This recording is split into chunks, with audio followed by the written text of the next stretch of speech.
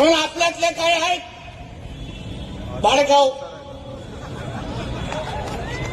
जे आम्हा लोकांना सल्ले देतात. जसा सगळा इतिहास त्यांनीच वाचलाय. आम्ही तेव्हा गोटे खेळत होतो. बोल म्हणे छत्रपती शिवाजी महाराजांच्या सैन्यामध्ये मुसलमान सैनिक होते. काय कोणाच्या पाकिस्तान मधला अब्बा मोजायला गेला होता काय? हा अर्धा आहे, दुसरा अर्धा आहे, असं कापलेलं इकडे मोजायला गेलेले काय? ते काय पूर्ण नसतात ना. अहो आम्ही जेव्हा बोलतो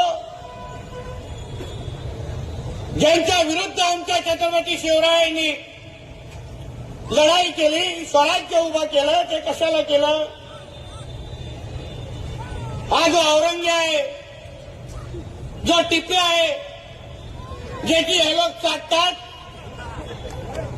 तो काय करत होता औरंग्य नेमका?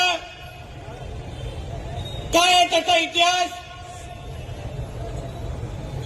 किती मंदिरं आणि मूर्त्या तरी तोडल्या, किती आमच्या माता भगिनींचं आयुष्य बर्बाद केलं.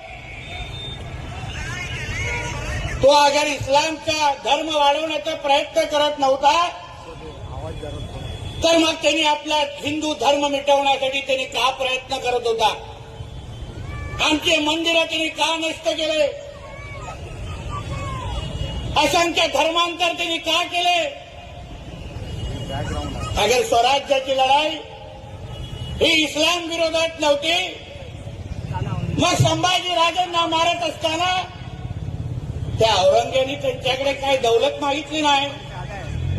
औरंग्याने त्यांना फक्त सांगितलं, संभाजी तुम्ही फक्त तुमचा धर्म बदला, सगळा काय तुमच्या पायावर आणून ठेवतो. मग धर्माची लढाई नव्हती तर मग कुठली लढाई हो? हाच मुद्दा आपण समजून घेतला पाहिजे.